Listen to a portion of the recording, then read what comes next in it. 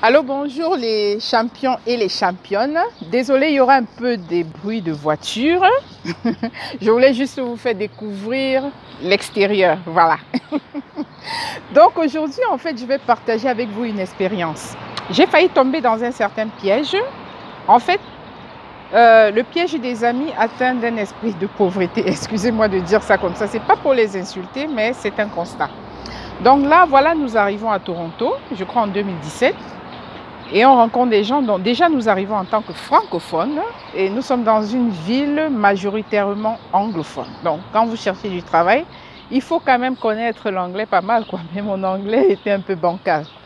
Donc voilà ce que les gens disent. Donc voilà, comme ton anglais est bancal, ça ne va pas aller du tout. Ici, bon, blablabla. Bon, vous connaissez tout. Je ne sais pas, ceux qui ont connu ce genre de personnes, vous connaissez un peu la suite.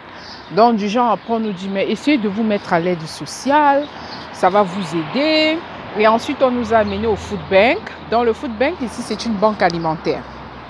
Donc, en gros, qu'est-ce que je faisais? C'est vrai que mon conjoint n'était pas d'accord. Mais moi, j'ai dit non, écoute, on n'a pas assez de moyens, mais voilà. Et lui me disait, si tu t'amuses comme ça va devenir un peu comme ta destination. Donc, évite de faire des choses pareilles. Moi, je ne comprenais pas. Mais aujourd'hui, je me suis rendu vraiment compte qu'il avait raison.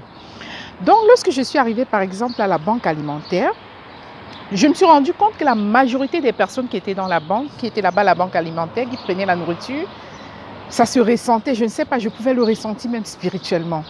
Elles étaient devenues tellement dépendantes.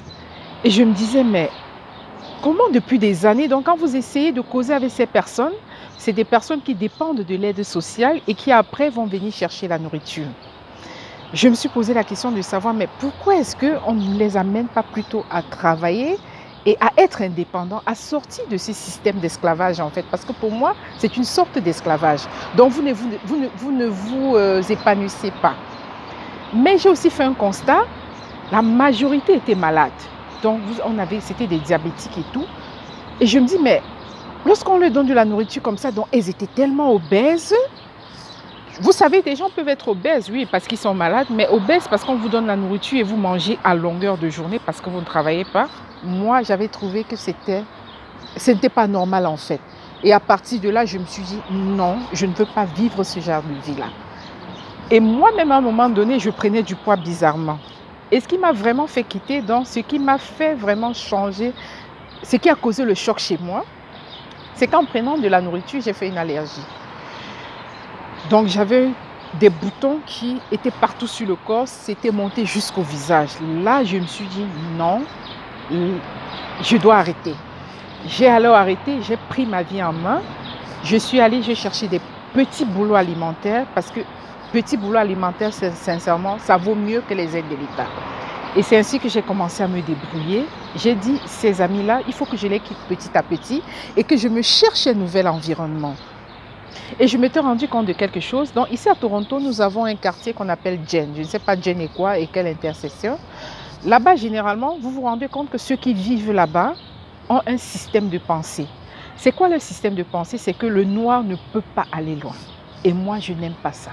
Certes, je suis noire, certes, je suis femme, mais la Bible me dit que là où touchera la plante de mes pieds, le Seigneur me le donne en possession. Mais ce n'est pas juste un truc que je vais réciter, je dois me mettre à l'action. Mais je dois mettre dans la tête que c'est ce que je dois faire. Et je ne dois pas me victimiser en tant que noire. Je sais qu'on est des noirs ici en Occident, mais oublions le fait que les blancs nous détestent. Et fonçons. Allons, déposons nos CV dans de grandes entreprises. Bref, faisons des rêves, quoi, que le ciel soit notre limite. Parce que je me rends compte que si nous décidons d'avoir le ciel comme notre limite, au moins on va atteindre la lune. Vous êtes très d'accord avec moi. Donc voilà comment nous avons fait. Donc de fil en aiguille, j'ai déposé mes CV un peu partout, même avec mon anglais bancal. Je passais des interviews. Et à un moment donné, je me suis dit, en passant des interviews, ça devient aussi comme une manière d'exercer mon anglais. En plus des petits cours que je fais à côté, parce que moi, je faisais mes cours tout seul sur YouTube. Voilà. Donc je ne voulais pas perdre du temps pour aller faire les cours. Et après ça, comme ça, je suis arrivée au gouvernement. Et encore, voilà, je suis en train de me lancer à mon compte. Donc, ce que je voulais vous dire, c'est quoi? Si vous marchez avec 5 cons, vous serez le 6e con. Donc là, ce n'est pas discutable. Ça ne se discute pas. Sans vous en rendre compte, vous allez parler comme les autres cons. Donc, si vous marchez avec des personnes qui se disent le noir ne peut pas aller loin, nous sommes arrivés à Toronto depuis plus de 40 ans et voilà, on n'a pas évolué et on était des anglophones et toi qui es francophone, on ne sait pas si tu vas t'en sortir. Non, moi, je suis francophone. J'ai appris l'anglais et j'évolue ici, donc nous évoluons. Beaucoup de francophones même évoluent mieux que des anglophones qui sont nés, des anglophones noirs qui sont nés ici. Donc tout, c'est une question de mentalité. Donc alors, si à Toronto, vous prenez même un appartement, je ne sais pas, au sous-sol, dans un quartier comme Bayview, donc vous vous environnez des personnes qui pensent positivement, des personnes qui voient loin, sans vous en rendre compte, vous allez finir par voir loin. Sincèrement. Donc, pensez toujours à cela. Je ne sais pas dans quelle ville vous êtes. Si vous pensez que la situation est difficile, ça peut arriver. Ce n'est pas votre destination, c'est juste un tremplin. Essayez de vous environner de personnes qui pensent positivement, de personnes qui pensent business, de personnes qui pensent entrepreneuriat. Donc, évitez tous ces amis qui vont dire que le noir, que nous on est noir ici, tel me déteste et ainsi de suite. J'ai vécu des situations même en Allemagne, parce que j'ai étudié en Allemagne où des collègues me disaient « Écoute, tu sais, tel prof là, c'est un raciste. » Mais je ne sais pas qu'est-ce qui s'est passé avec les mêmes profs. J'ai eu de très bonnes relations et ces mêmes profs m'ont même donné des cours de soutien scolaire. Donc tout dépend toujours de notre mentalité. Ne nous limitons pas avec les on-dit. Regardons loin.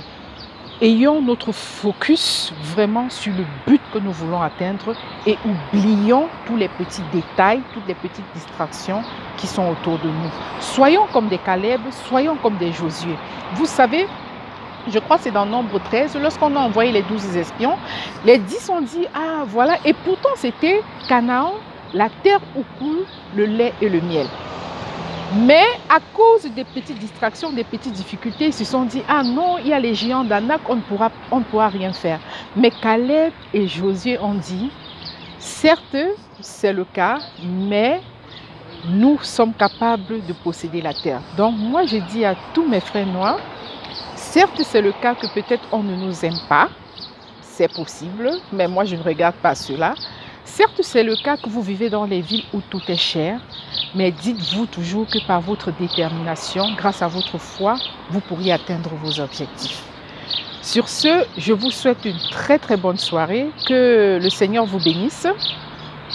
Donc, ce que je voulais ajouter, c'est qu'ici, nous allons parler de finances, nous allons parler de mindset, donc de développement personnel, comment voir la vie positivement, même au milieu des